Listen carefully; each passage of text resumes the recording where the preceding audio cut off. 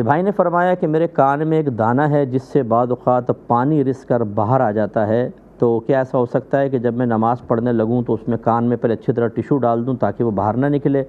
اور پھر وضو کر کے میں نماز پڑھ لوں؟ تو جی ہاں، بالکل ایسا ہی کرنا آپ پر واجب ہوگا۔ یاد رکھیں کہ جب کسی وجہ سے انسان کا وضو قائم نہ رہ پا رہا ہو اور ہم سخت مشقت میں پڑے بغیر کسی آسان ہیلے اور ذریعے سے اس ناپاکی کو خارج ہونے سے روک سکتے ہیں تو وہ ہیلہ اختیار کرنا واجب ہوتا ہے۔ جیسے مثال کے طور پہ زخم سے بار بار خون رس رہا ہے، اب آپ نے اس کے اوپر کوئی چیز لگا کے ٹائٹ سی کوئی اور اس کو باندھ لیا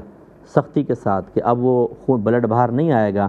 تو بالکل آپ وضو کر کے نماز پڑھیں، بعد میں چاہے اس کو ہٹا دیں۔ اس طرح کان کا مسئلہ جیسے آپ نے ارشاد فرمایا، اور بھی کوئی بھی ایسا مطلب ایسی چیز کہ جس کی وجہ سے وضو ٹوٹتا ہے، آپ اس کو وقتی طور پر روک سکتے ہیں تو کر سکتے ہیں۔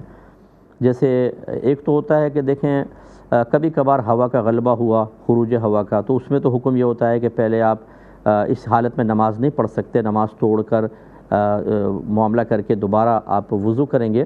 لیکن بعض کو گیس پرابلم ہو جاتا ہے اور وضو ہی قائم نہیں رہتا، مسلسل ہوتا رہتا ہے یہ معاملہ، تو اگر وہ یہ سمجھتے ہیں کہ میں پوری کوشش سے روک کر اور کم از کم فرض ادا کر سکتا ہوں، تو پھر یاد رکھیں کہ وہ شرعی معذور نہیں بنیں گے، یعنی ان کو رخصت کوئی نہیں ملے گی، اسی حالت میں نماز کو ادا کریں اور وضو نہ ٹوٹنے دیں، ان کی نماز بالکل اسی طرح ہو جائے گی۔